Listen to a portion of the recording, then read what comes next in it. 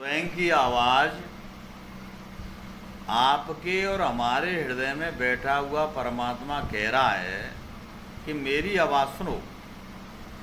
ईश्वर के वाक्य सरल, सहज, सुबोध तथा सदैव हितकारी तथा निर्विवाद हैं, जो अक्षरश सत्य हैं। सभी लोग कहते हैं कि मेरी आवाज़ सुनो। इस संसार में कहने वाले तो बहुत हैं, परंतु सुनने वाला अधिकारी तो कोई विरला होता है, जो सुनकर धारण करे और उन बातों पर अमल करे। ऐसा पुरुष तो कोई संसार में और ही विरला है। वह तो विरलों से कोई एक विरला होता है। उसका दर्शन, उसकी बातें तथा उनका छूना भी ईश्वर का छूना है। इस तरह की भक्ति तो कोई परम श्रोता ही कर सकता है, जो सतशास्त्र, सतपुरुष तथा वेद, पुराण, उपनिषद आदि में ईश्वर द्वारा कहे हुए वचनों का यथार्थ से पालन करता हो। उस परम पुरुष की तुलना किसी भी वस्तु विशेष से नहीं की जा सकती है।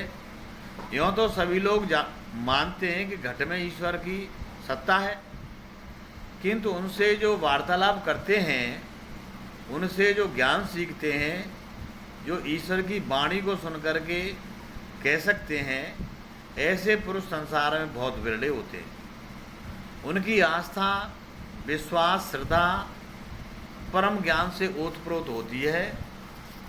ऐसे लोग बहुत कम होते हैं, विरले होते हैं।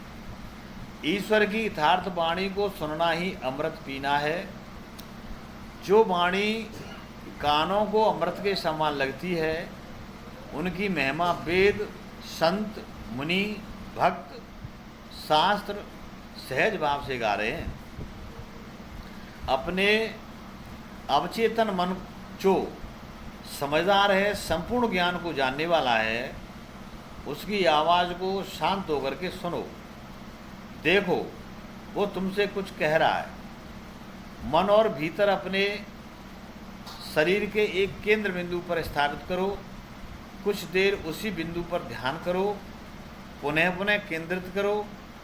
जब हमारी तुम्हारी इंद्रियां शिथिल होकर के, मन शांत होकर के उस केंद्र बिंदु पर परमात्मा के किसी भी नाम से ध्यान योग करो, और नहीं हो तो ईश्वर के किसी रूप का ध्यान करो।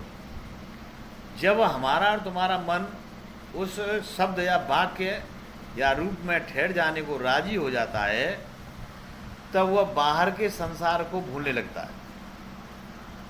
जो तुम्हारे भीतर हो रहा है, उसे तटस्थ होकर के देखने का प्रयास करता है और कहता है कि मैं सब कुछ कर सकता हूँ, क्योंकि परमेश्वर मेरे साथ है।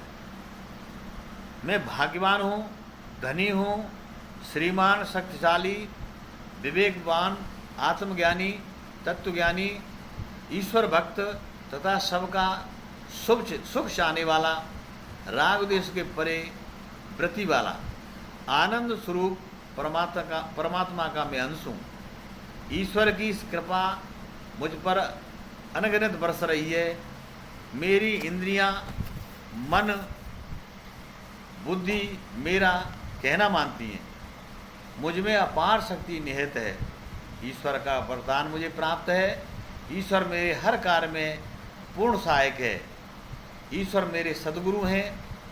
तब हमारी आवाज़ हम लोग सुनते हैं। ऐसा जब ध्यान बनता है साधक का, तो वो अपनी आवाज़ सुनता है। वो आवाज़ सुननी चाहिए जो ईश्वर की आत्मा की आवाज़ होती है। नमस्कार।